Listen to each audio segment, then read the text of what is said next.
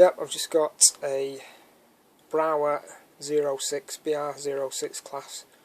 It's a 484 wheel config. It's a model I've exchanged a model against this one with some extra money from GM Blenheim Model Railways, which were at JJB Stadium in Bolton area a few weeks back, and today I exchanged this in the Buxton Model and Toy Diecast Fair.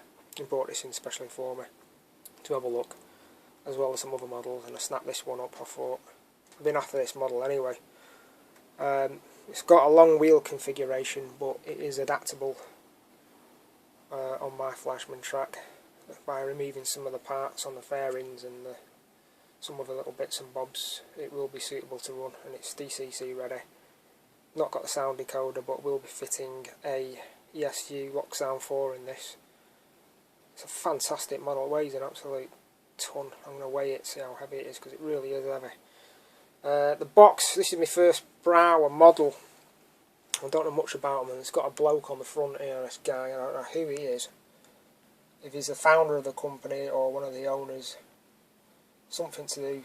Obviously, with him being on the front of the box, he's got to be an important key person in the company. Well, I'm not sure who he is, but anyway, I'll get out of the box, have a look. Yeah, so I got it out of the box and I've had a quick look at the detail, and you can see the detail on the brake shoes and the brake pads are absolutely fantastic. They're so close to the original. The brake pads are virtually touching the wheels. Sandblast pipes are in a perfect position. The wheels and everything on it are really, really good. Fantastic detailing. That's what I love about these models. And there's a fairing here which needs to come off. You want to run it in normal mode on the track, you've got to take this area off, unless you've got really shallow curves. And there's an area, these valves area here, I've got to come off both sides as well. Won't run with them on round curves, etc. Detailing overall, very nice. Paintwork is not as good as a Trix or Fleischmann, but it's a heavy die-cast body. I know this is a really geeky thing, but I always weigh models just to see how heavy they are. This one is 834 grams, which is a lot of weight, but it's a big loco, so, but it's virtually all die-cast, the body. I think the tender's die-cast as well, so it is one of the heaviest ones I've got. Yeah, I just got it upside down, and there's a couple of screws, 4, on, 2 on either side out the front, deep inside the body. On the underside you need a long screwdriver to get in there, and the metal fairing comes off the side, which is die cast as well, and you need to take those off for it able to get round bends if you're running it on a layout with pretty shallow bends. So those have got to come off. There's a lot of play, especially on the centre wheels, which is fantastic because that enables a loco to navigate bends no problem. And the other thing to do is to take off, there's another couple of screws to take off these side pieces right here. Excuse me, and you've got to do that to run it on track if you've got fairly tight curves, otherwise it won't run. The detailing packs you get with it, forget it, and don't even bother installing them unless you're having it as a static model, because this is a really good static show model as well, which has been designed for. So as you can see, that's how it looks like with the side fairing removed. You can see all the valve gear better, and that's the part with the 2 metal screws die cast, and the same with that part there, that's die cast metal as well, believe it or not. Yeah, so I thought I'd do a breakdown taking the body off and show it, because I've not seen any clips or videos on YouTube showing how to do this. That's the inside. So on the body shell there's 4 screws holding it on, which are 2 on the top part there, these 2, and 2 screws there. Those 2 screws hold the die-cast body shell on, and you've got to be careful not to thread them, screwing them back in, otherwise you'll damage your body. And same with the tender. The tender, I had big problems trying to get this off. 4 screws hold the tender on, and it's a really heavy piece, and I found it extremely awkward trying to remove it without causing any damage. It was a bit stuck up here at this top end now to sort of wedge it off a bit, and there's no instructions to tell you how to remove the tender or the body itself. There's no identification of where or how to do it, only just by looking at very basic sentence and exploded view of the locomotive. Unlike Roco, where it'll tell you exactly how to take the bodies off, it's a different case with this. It's really awkward, but anyway, I've now found how to do it. I've got an 8-pin interface here, digital decoder board, so I can just plug an 8-pin in there, sound decoder, and put probably something under here, or a bass reflex speaker, or something inside the top there. Probably go okay. The lights are LEDs, so they will never need to be replaced. I don't think. They should be maintenance free. And there we go. When you tip it upside down, if you do take the body shell off, put a bit of blue tack on the electrical smoke generator contact and assembly unit. Otherwise, if that drops out, there's a tiny spring and there's another bit in there, and you just lose it if you don't secure this when you tip it upside down the body. So that is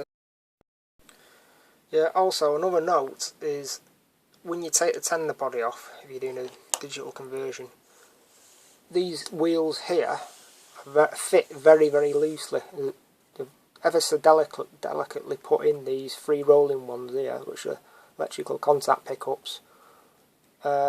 These are quite easily just fall out or drop out, so you just got to be careful with these, and just ever so carefully just push them back in at an angle if they do come out. And do not use any force anywhere on the model. Do not use any force on the tender connections, because that is a permanent hookup with electrical connections going through. If you pull that, damage it. So that is you can never take that off. That will never come off. That's a flexible joint which flexes around bends. But some locomotives like Fleischmann and Roco, you can actually pull these off quite easily, but not on this model. It's a whole new ball game on the Brawa stuff. Yeah, so I programmed it up on the ESU programmer, tested it on the decoder tester. That goes to track. ESU Lock Sound 4 is installed at the moment, and well, not installed, it's hanging outside, but I need to decide what to do and how to position it. I'm going to probably get rid of this speaker, which is a Lock Sound micro speaker for N-gauge type locomotives, and still works fine on HO, and put a bass reflex speaker inside the tender, because there's plenty of space inside there, so that actually weighs a lot. What I do like about this model is the 2 gearboxes exiting the motor, which drives all 8 wheels. It's really smooth, and we've got the smoke generator, which I'll probably install at some point. I've installed on the ESU sound file 95416, which still needs tweaking. It needs all the brakes and the sound settings all doing for it, but what I really like this sound file, it's not a proper sound file for this loco, it's a br52 sound file, but I really like it, it's pretty cool. Just fire it up. The coal shoveling on it is pretty cool. Let's do the coal shoveling. Hang on, that's a bell.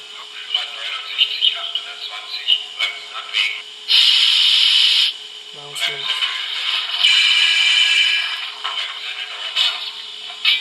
Yeah.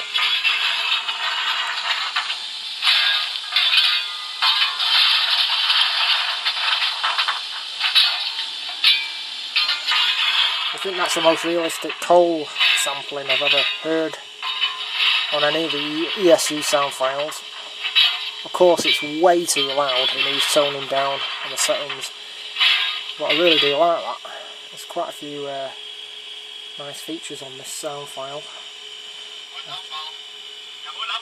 Kick it into drive, you get an announcement for leaving and a little short burst of a whistle.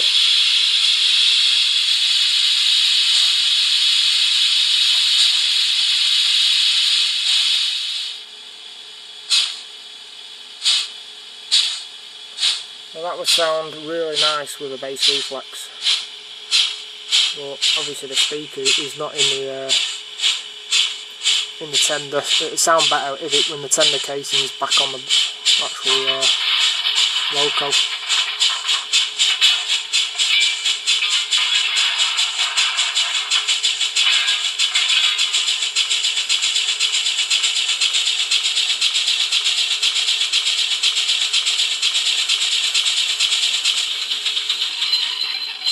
So there we go, next stage is putting it all back together. Also, when I'm installing decoders and taking bodies apart, I usually try and put a couple of drivers in the cab, if they've not got any. On this particular case, it has got a couple of drivers there. But one of my favourite sets is the Prisia 14014. Got these for about £7 odd, but they really are nice figures to put in a cab to add the realism into it. Yeah, so in the end I've resorted to putting a 16 by 25mm ESU V4 speaker, which is a micro style speaker which comes with a lock sound micro, and the chip is insulated above that at a slight angle. And that is the only way I can get all the sound to fit perfect into the actual casing when it's sealed up. So I'll not be getting a bass reflex speaker in there, but it sounds good anyway inside there. So I'll put it all back together now.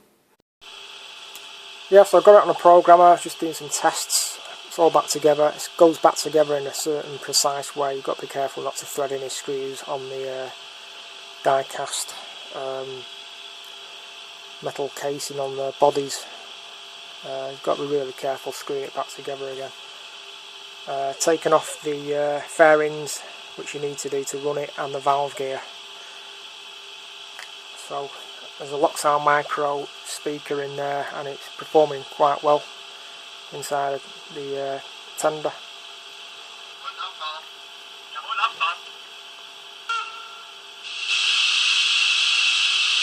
Probably needs adjusting, it's a bit too loud, but this model does run extremely smoothly, really smooth. Really impressed with it. It won't run through Fleischmann double slips if you want to turn left or right on a double slip. You can't do it because of the wheel configuration. It's too tight on the double slip. You can run straight through a double slip, but not turning left or right.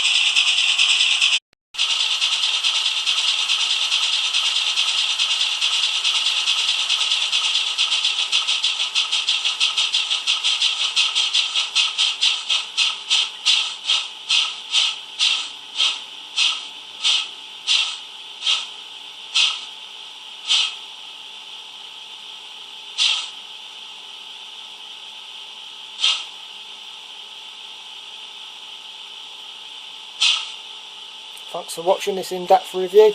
Might have bored a few people, but hopefully it helps someone.